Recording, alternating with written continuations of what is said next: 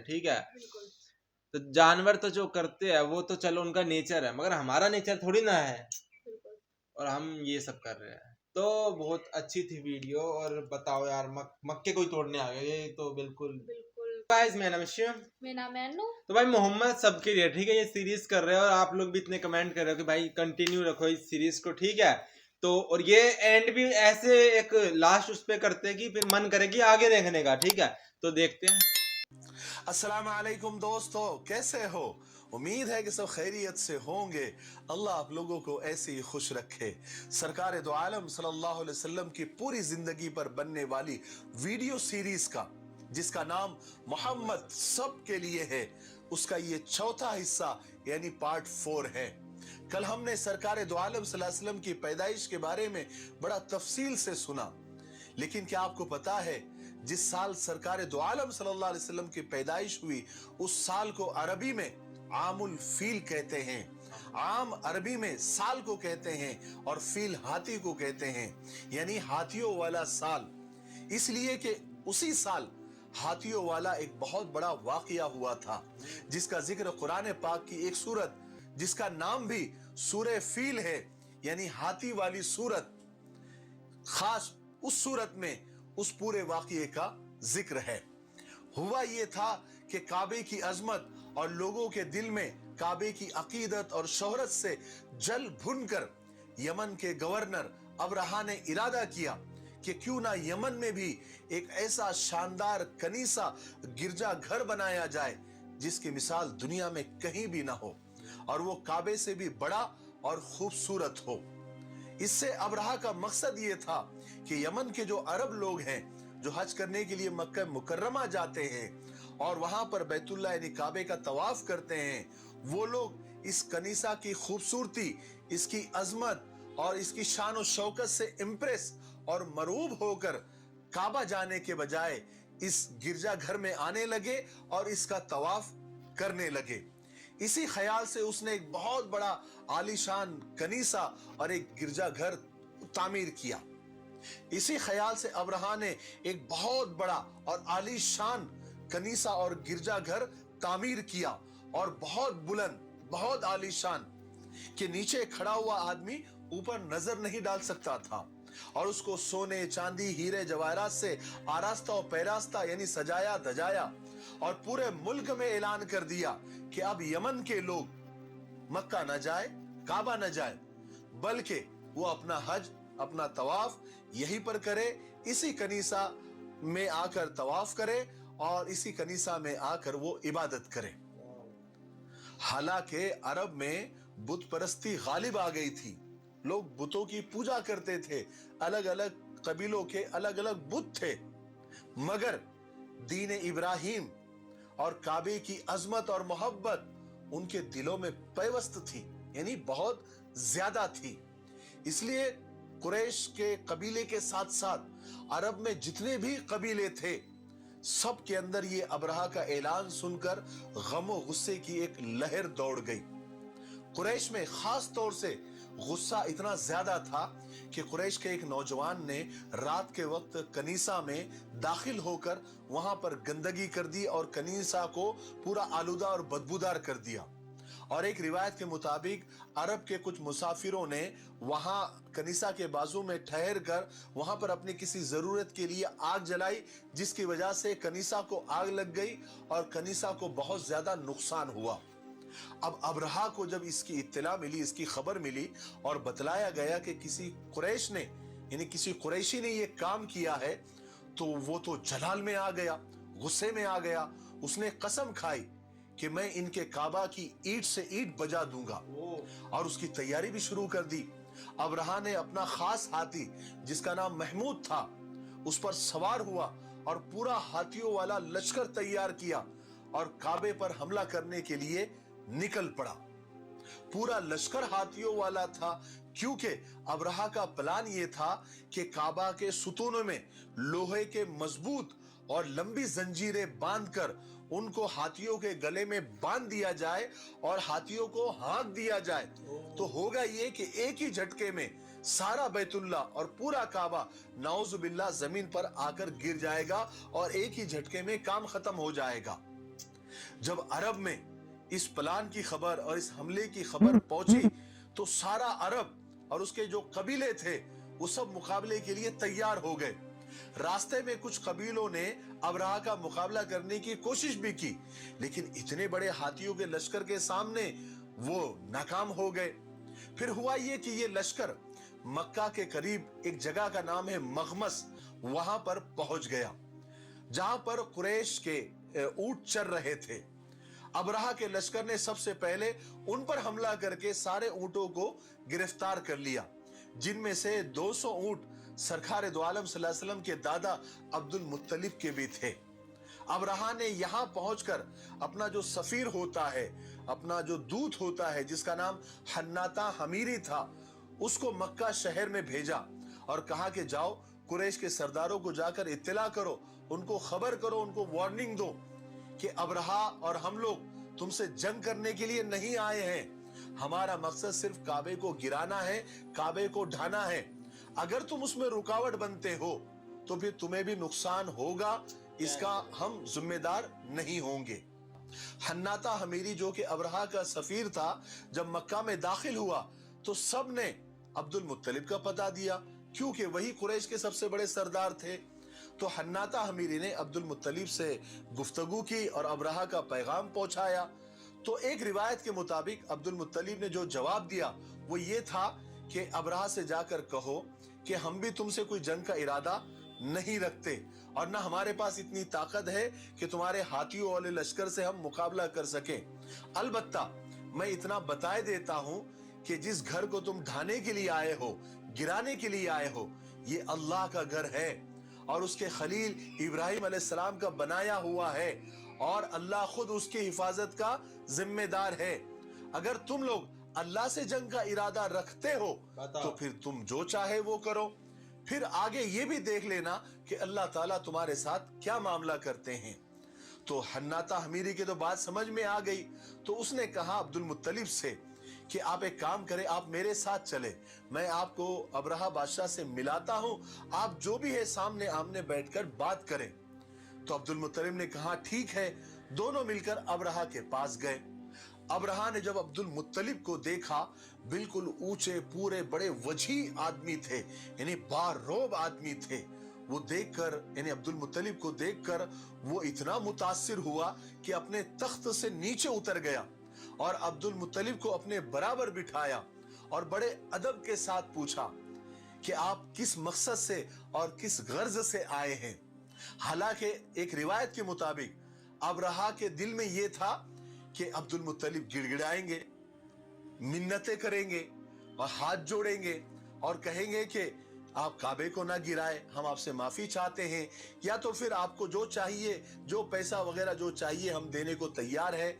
या अबरहा के दिल में यह भी एक बात थी समझौते वाली कि ऐसा समझौता कुछ अब्दुल मुत्तलिब के साथ बैठकर हो जाए कि ठीक है, हम काबे को नहीं गिराते हैं, एक काम करते हैं कि एक साल यहां मक्का में हज करेंगे और एक साल यमन आकर कनीसा के पास हज करेंगे, एक साल यहां एक साल वहां।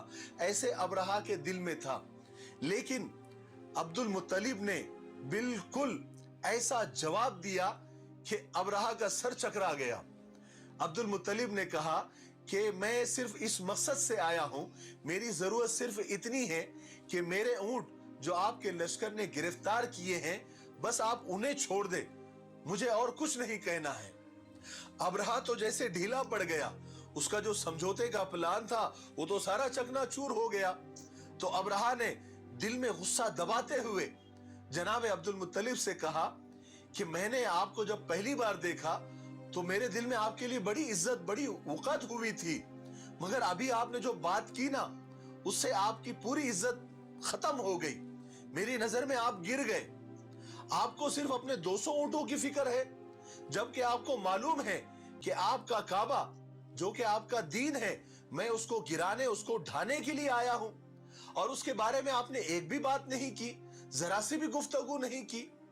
तो अब्दुल मुत्तलिब ने बड़े इत्मीनान के साथ जवाब दिया कि देखिए, ऊंटों का मालिक तो मैं हूं, इसलिए मुझे उनकी फिक्र है। अच्छा। मैं इसलिए आपके पास आया हूं। इनका मालिक तो और वो काबा, है। उसका मालिक मैं नहीं हूं। उसका मालिक तो वो अजीम हस्ती है और वो अपने घर की हिफाजत करना जानता है।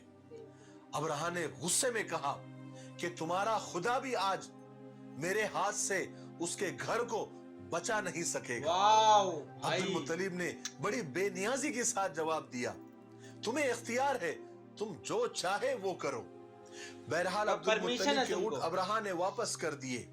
अब्दुल मुत्तलिब अपने ऊंटों को वापस लेकर मक्का तो आ गए, लेकिन काबे के दरवाजे की जंजीरों को पकड़कर दुआ में मशगूल हो गए। साथ में कुरैश की एक बहुत बड़ी जमात थी।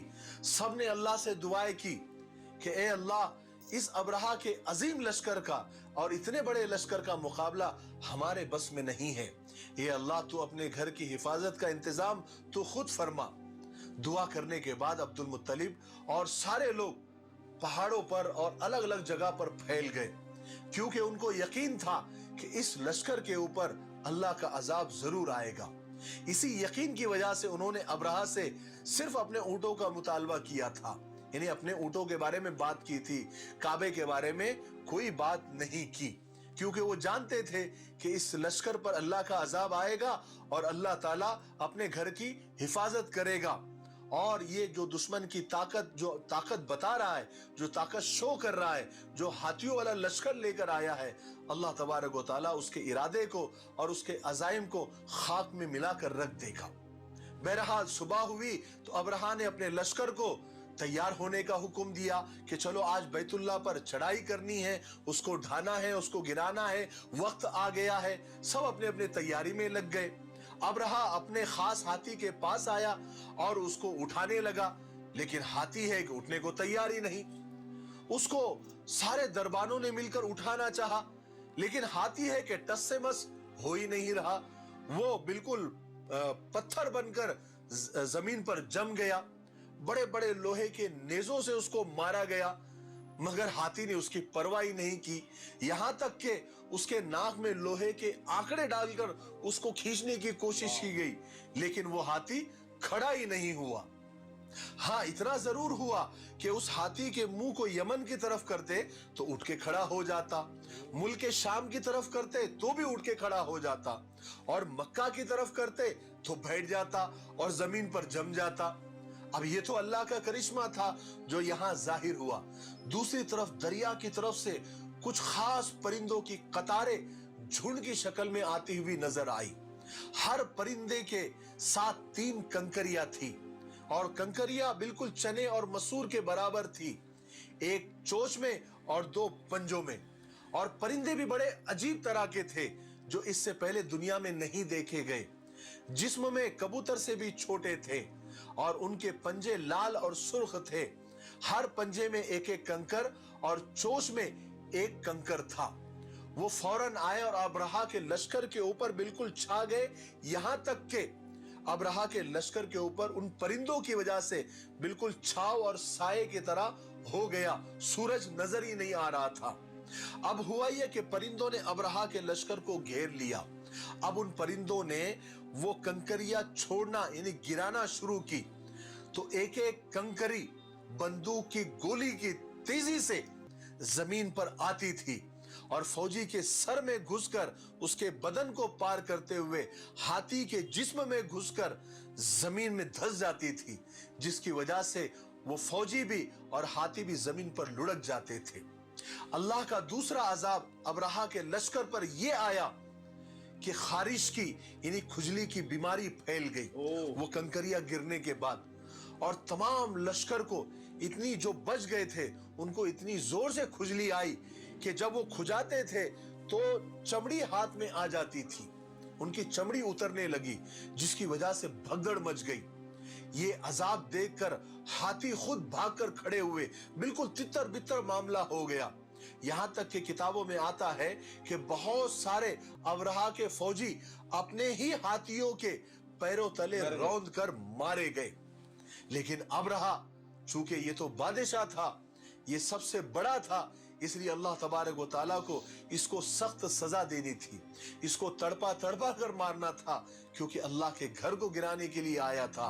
तो वो फौरन हलाक नहीं हुआ, अल्लाह ने उसको फौरन हलाक नहीं किया, बल्कि उसके जिस्म में ऐसा जहर चढ़ गया, सरायत कर गया कि उसका एक एक जोड़ सड़कर गिरने लगा।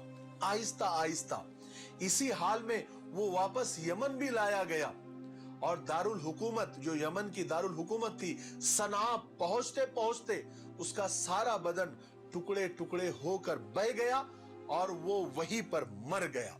और इसी तरह अल्लाह तबारक व तआला ने अबरहा को हलाक किया और अपने घर की हिफाजत की। आज के लिए इतना काफी है क्योंकि वीडियो काफी लंबी हो रही है। 5वें हिस्से में हम सुनेंगे कि सरकार दो आलम सल्लल्लाहु अलैहि वसल्लम के पैदा होने के बाद, इस दुनिया में आने के बाद दुनिया में क्या क्या अजीब करिश्मे हुए, यहूदी दुनिया में किस तरह खलबली मची, कहां क्या हुआ, दुनिया के कोने कोने में किस तरह सरकार के आने की खबर पहुंची और जमीन से लेकर आसमानी दुनिया तक किस तरह खुशियां मनाई जाने लगी। बस थोड़ा इंतजार करें, तब तक मेरे लिए, पूरी उम्मत के लिए और पूरी इंसानियत के लिए खैर और भलाई की दुआ करते रहें। अस्सलाम वालेकुम व रहमतुल्लाहि व बरकातुहू। तो भाई हमने पार्ट जो 3 देखा था ना, उसमें मोहम्मद साहब जो पैदा हो गए तो हमको लगा कि वही आने वाले हैं, अभी उन्हीं के बारे में बताएंगे। मगर भाई चलो जो बताया इन्होंने वो भी हमारे जानने लायक ही था, ऐसा कुछ है नहीं। मगर अब हमको इंतजार करना पड़ेगा पार्ट 5 तक, ठीक है। तो मैं एक बात और कहूंगा कि भाई जितने लोगों को ना, मतलब देखो वो भगवान का ही घर तोड़ने के लिए आ गए, मतलब उससे किसी को क्या मिलेगा यार, मक्का तोड़ के वो सब करके। तो धर्म के नाम पे जितनी लड़ाइयाँ हुई है ना दुनिया में, इतनी और किसी नाम पे नहीं हुई। और फिर मुझे लगा कोई लड़ाई जीते भी नहीं है। नहीं जीत, वो हुई नहीं ना लड़ाई, तो उन्हीं के बीमारियां फैल गई, उन्हीं के अंदर सब कुछ हो गया, वो हाथियों ने ही उन्हीं को मार दिया। तो ये ठीक है। तो धर्म के नाम पे जितने धर्म तो होता इसलिए ना तो कि हम जानवरों से इंसान बने, ठीक है। क्योंकि जानवर क्या है, जानवर की नेचर क्या है कि उसको पेट भरने के लिए खाना खाना, तो किसी को मार के खा जाएगा। मगर हमको अभी पेट भरने के लिए किसी को मारने की जरूरत नहीं है। हम जॉब कर सकते हैं, उससे पैसे आएंगे, उससे हम कुछ भी कर सकते हैं, ठीक है। तो और अब क्या हो रहा है, अब धर्म के नाम पे और ज्यादा लड़ाई हो रही है। जैसे इंडिया में तो कितना ही क्या ही हो रहा है, पूरी दुनिया में ही क्या हो रहा है, ठीक है, धर्म के नाम पे। तो धर्म इंसान बनाने के लिए था, और अब क्या बनते जा रहे, वापस जानवर। जानवर से धर्म बने, फिर इंसान से फिर जानवर बनते जा रहे हैं, ठीक है। तो जानवर तो जो करते हैं वो तो चलो उनका नेचर है, मगर हमारा नेचर थोड़ी ना है, और हम ये सब कर रहे हैं। तो बहुत अच्छी थी वीडियो। और बताओ यार, मक्के कोई तोड़ने आ गए, ये तो बिल्कुल निचले तल की बातें हो गई, बिल्कुल। तो बहुत अच्छी थी वीडियो। और अब टॉप 5 में भाई मोहम्मद साहब का ही जिक्र हमको सुनना है और कुछ नहीं सुनना, ठीक है। तो वही होगा, इन्होंने बताया मोहम्मद साहब आ चुके हैं, ठीक है। तो सब्सक्राइब कर लेना, सब्सक्राइब नहीं किया हो, और अगर कुछ गड़बड़ लग रही है तो कुछ लिख देना जिससे हम सुधार करें अपनी वीडियो में, ठीक है। बाय।